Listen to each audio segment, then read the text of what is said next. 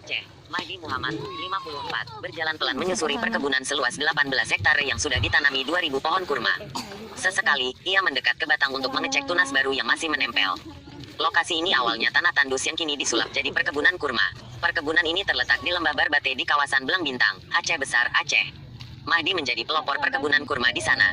Mantan Kepala Bank Indonesia, BI, di Pekanbaru ini awalnya mulai berkebun pada 2015 silam dengan membersihkan 20 hektare lahan mati milik pemerintah. Tanah di sana tandus dan gersang. Pembersihan pun dilakukan menggunakan alat berat. Setelah kebun jadi, Mahdi mengimpor pohon kurma dari Inggris untuk ditanam di sana. Ada beberapa jenis kurma yang dia tanam namun mayoritas yaitu jenis bare. Usia pohon kurma di sini baru 26 bulan. Itu sudah kita tanam di lahan seluas 18 hektare, kata Mahdi saat ditemui di kebun miliknya, Selasa, tanggal 13 Maret tahun 2018, sore. Mahdi membeli bibit kurma seharga Rp700.000 per batang. Pohon-pohon kurma di sana ditanam dengan jarak antara 8 hingga 10 meter. Proses perawatannya tidak jauh beda dengan tanaman lain yaitu menggunakan pupuk organik. Untuk menghemat biaya pupuk, Mahdi mengakalinya dengan memelihara puluhan domba yang dilepas di lokasi setiap hari. Menurut pria yang pernah bekerja sebagai bankir selama 25 tahun ini, kurma tetap dapat berbuah saat ditanam di Indonesia. Syaratnya, bibitnya harus betina dan memiliki pohon kurma jantan sebagai penyerbuk.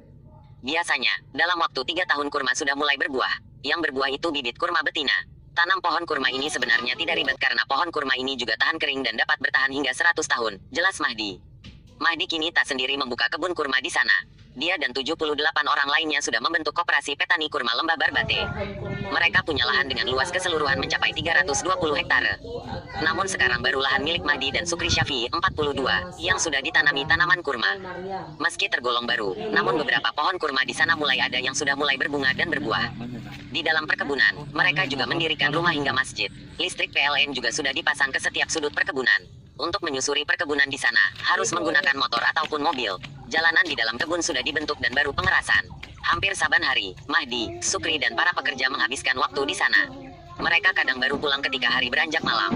Malam kami sering di sini. Kadang setelah salat Isya baru pulang, ungkap Mahdi.